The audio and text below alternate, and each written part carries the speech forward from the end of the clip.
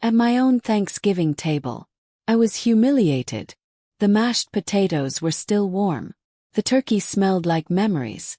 Laughter danced across the room. My grandson had just told a silly joke, and everyone chuckled. I reached for my plate with a soft smile, ready to take a little more stuffing, just a small scoop. That's when it happened. My daughter-in-law, Melissa, snatched the plate from my hands. "You've had enough, Grandma," she said. Just like that. Her voice wasn't soft. It wasn't kind. It was cold. Sharp like broken glass under bare feet. The whole room went quiet. The laughter stopped. Forks froze mid-air. I looked around the table. At my son, at my grandchildren. No one said a word. Smiled. That polite kind of smile you use when your heart's falling through the floor. I didn't want to make a scene. It was Thanksgiving after all. But inside me something cracked. Heard it. Like a twig snapping deep in the woods. Let me pause here and tell you who I am. My name is Margaret Elaine Thompson. I'm 74 years old, and I've lived a life filled with hard work, warm meals, and trying to do right by my family. And this was my house. I helped build the love in these walls. So how did it come to this? You see, years ago I had a husband, George Thompson. He had the kind of laugh that made birds stop singing just to listen. We were married for 45 years. When he passed away, I felt like someone had turned off the lights inside me. But I had a family. My son Daniel needed help. He had just married Melissa, and they had 2 little ones, Jack and Emma. So I did what mothers do. I sold our old house. I moved in with them.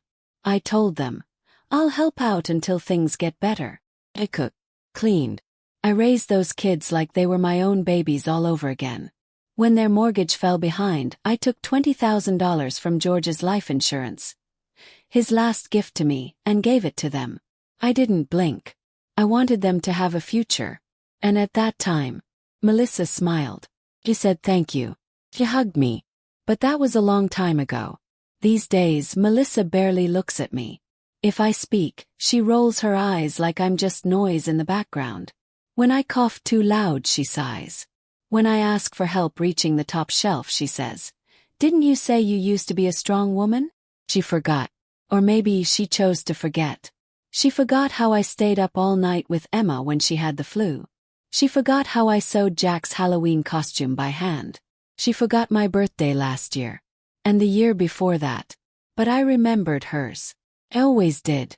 And now, on Thanksgiving, my favorite holiday, the day I spent hours making the turkey and basting it just like George taught me, she took my plate and told me I'd had enough. I didn't say anything that night. I helped clear the table like I always did. I wiped crumbs off the counter while they watched football in the living room. Melissa's laugh floated in from the sofa. Daniel didn't say a word. Not even to ask if I was okay. But my mind was spinning. I couldn't sleep that night. I stared at the ceiling in my little corner of the guest room, the one that used to be a laundry closet. I looked at the boxes they kept stacked near my bed. Boxes labeled Christmas stuff, old books, and Grandma's things. Grandma's things. Like I was already gone. That's when the tears came. Not loud ones. Not sobs. Just warm, steady drops that slid into my pillow like tiny rivers of pain. My heart didn't break, it bent. Bent in a way that made it impossible to ignore the truth anymore. I was no longer wanted here. But being unwanted doesn't mean being powerless. That's when the idea came to me. Got up. Walked barefoot to the kitchen. Poured myself a glass of water with shaky hands. I sat at the table and found a pen and paper from the drawer beside the fridge. The one that still had magnets I bought years ago when the kids were little. And I began to write. Not a letter. Not a goodbye. List. A list of everything I had ever done for this family. The time I gave up my weekly bingo to babysit so Melissa could go on a spa weekend. The night I stayed up baking cupcakes for Jack's class because Melissa forgot. The time I mopped the kitchen floor while Melissa posted dance videos online. The meals, the dishes, the laundry, the bedtime stories, the prayers. And, of course, the $20,000. I wrote and wrote. The sun began to rise. Then I smiled. Not the sad smile from dinner. No, this one was different. Because suddenly, I remembered something I hadn't thought about in years. When I gave them that money for the mortgage, my lawyer, sweet old Mr. Kaplan, told me something important. He said, "Margaret, if you're putting in this much, you should protect yourself." And he had quietly added my name to the house deed. I owned 40% of this house. Not just the recipes in the kitchen. Not just the memories in the halls. The house itself. They had forgotten who I was. But I hadn't. And just like that, I decided. I wasn't going to just take back my plate. I was going to take back my respect.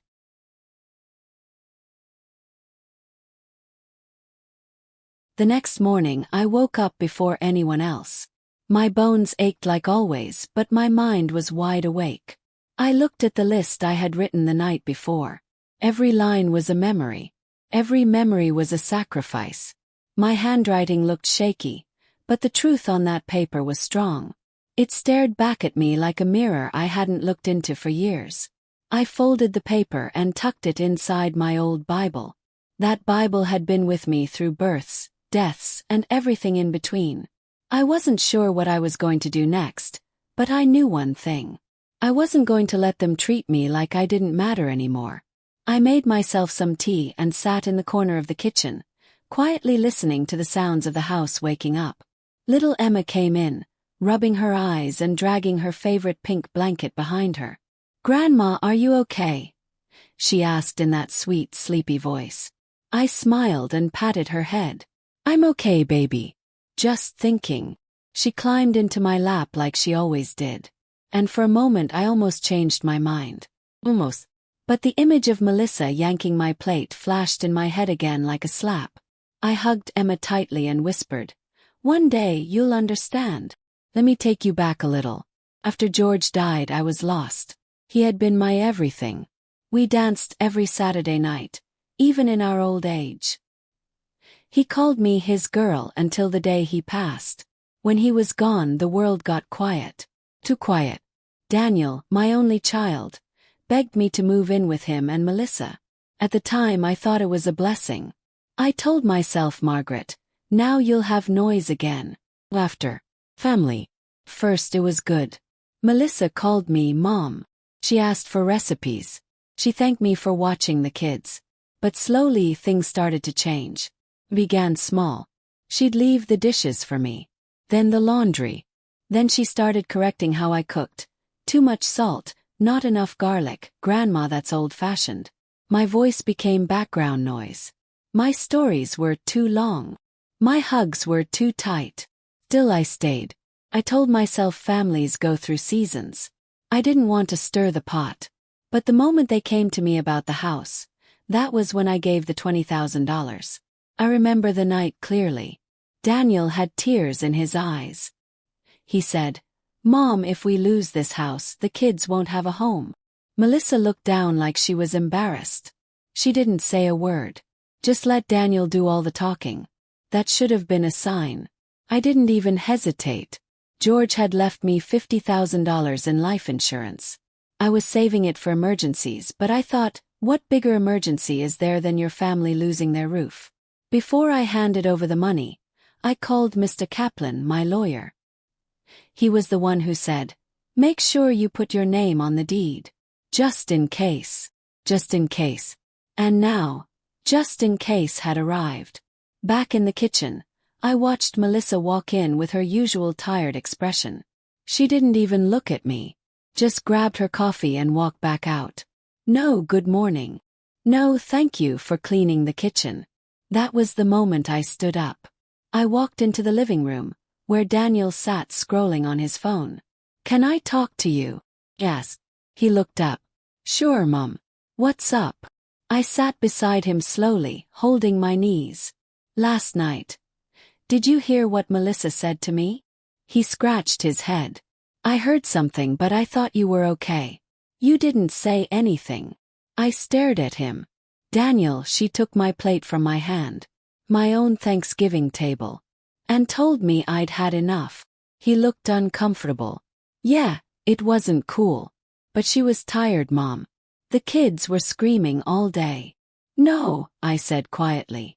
Don't excuse her. I raised you better than this. And I gave you both that money to keep this house. You'd have lost it without me. He rubbed his face and sighed. We're grateful, okay? But things have changed. Exactly, I said. They've changed. And now I want to talk to Mr. Kaplan. He froze. Why? Because I need to look at the papers. Have a right. I still own 40% of this house. His eyes widened. You remember that? I smiled, this time not the polite kind. The kind that comes when a lioness remembers her claws. Oh yes, I said. I remember everything now. That same afternoon I called Mr. Kaplan. He was happy to hear from me. I thought you'd never use that clause, Margaret, he said. Well, I answered. It turns out they think I'm just an old lady who should eat quietly and disappear. Kaplan chuckled. Then let's remind them who actually holds the key. He agreed to send the official notice. 30 days to vacate. 30 days. That's all. When I told Daniel and Melissa, there was shouting. Melissa screamed. You can't do this. We have kids. Daniel begged. Mom, where will we go? You're kicking your own son out. I stood tall. For years I've given and given. I gave you a home, a chance, my husband's last gift. And now, I'm giving myself peace. I'm not kicking you out. I'm setting myself free. Melissa cried like she was the victim. But I didn't feel guilty. Not one bit. That night I made my favorite soup. I ate at the table alone. And for the first time in a long while, I didn't feel invisible. Felt powerful. The next morning, the house felt like a storm was sitting on its roof. Melissa didn't say a word to me. She stomped around, slamming doors and tossing things into laundry baskets. Daniel looked like a boy again. Lost, confused, scared. He barely met my eyes. The 30-day letter had arrived. Neatly folded. Delivered by hand. Melissa held it like it was on fire. You're evil, she hissed at me. You waited all these years, and now you want to destroy your own family. I didn't shout. I didn't cry. I simply said, you destroyed it the moment you forgot I was part of it. Daniel tried again. Mom, there has to be another way. Don't do this. Think of the kids. I looked him in the eyes. I did. Every single day. I thought of them when I gave you the money. I thought of them when I stayed up baking birthday cakes and folding their clothes. I thought of them when I gave up my space, my time, and my rest. But no one thought of me. He said nothing. That evening, I sat in my little room and pulled out the list again. The one I had written on Thanksgiving night. I read it slowly, like a letter to myself. With each line I felt stronger. Line 12. Let Melissa take the master bedroom when she was pregnant. I moved into the laundry room without complaint. Line 27. Cleaned the carpets when the baby spilled juice, again, and never asked for thanks.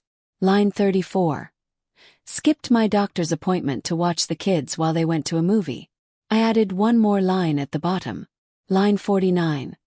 Gave notice to take my life back. The next day I began packing. Not in a rush, not with anger, calmly. My friend Georgia from church told me about a retirement community across town. It's peaceful, clean, and the food's good, she said with a wink. And no one steals your plate. I laughed. First time I'd really laughed in weeks. I went to visit the place. The sun seemed brighter there. There were rocking chairs, flower gardens, and friendly faces. I saw a few women my age playing cards on the porch. One of them waved and called out, "Come sit." For the first time in years, I didn't feel like a burden. I felt like I belonged. And when they showed me the available apartment, bright windows, soft walls painted buttercream yellow, I knew. This was my new beginning. I signed the papers that same week. Paid in full.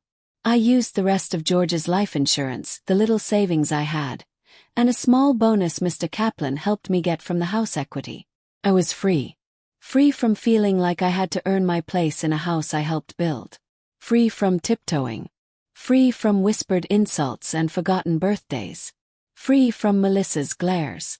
But something surprised me.